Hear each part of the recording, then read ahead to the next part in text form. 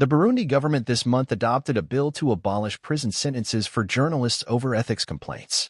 The new bill instead recommends fines of between $350, 1 million Burundi francs, and $523, 1,500,000 Burundi francs, for media workers determined to have violated journalism ethics.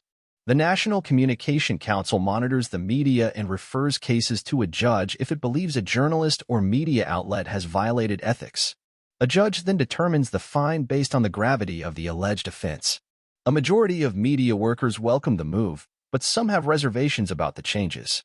Others say that if Burundi is serious about press freedom, it should release Florian Irangaba, a commentator and program host of Radio Igikaniro, who is serving a 10-year sentence. Authorities detained Irangaba in August 2022, and a court in January 2023 convicted her of endangering the integrity of Burundi's national territory. The media bill was adopted unanimously at a February 9th cabinet chaired by President Evariste Ndayishimiye.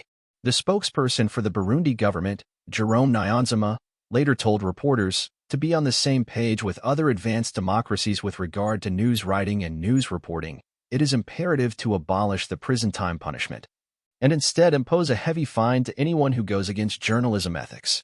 Niyonzima used to work in journalism, including as a freelancer for VOA. The Burundi Journalists Alliance, BJ, welcomed the decision.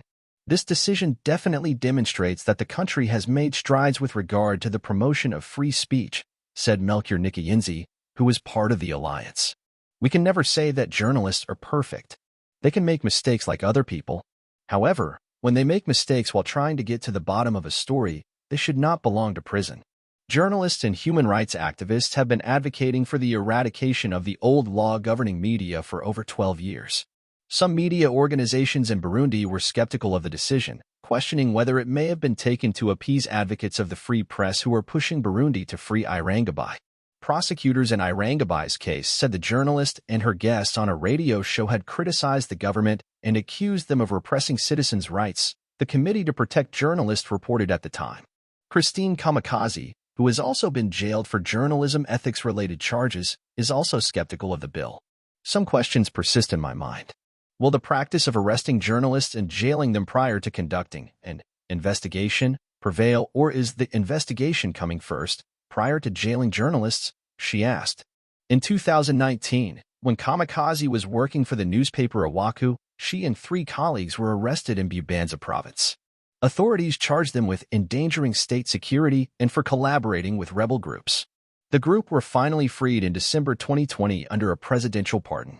Alexander Nyangiko, of the Burundi Union of Journalists, also has reservations. Nothing reassures us that, even if implemented, the law will be applicable right away, nor do we have to be naive and think that the press freedom is a given right to journalists going forward, he said. Nyangiko says that if a government is truly interested in promoting press freedom, it has first of all to free jailed journalists. Before the bill becomes law, it must go through several more steps. The communications minister will oversee changes to the 2018 media law, and when that is finalized, the bill will go to both chambers and then the president to be signed.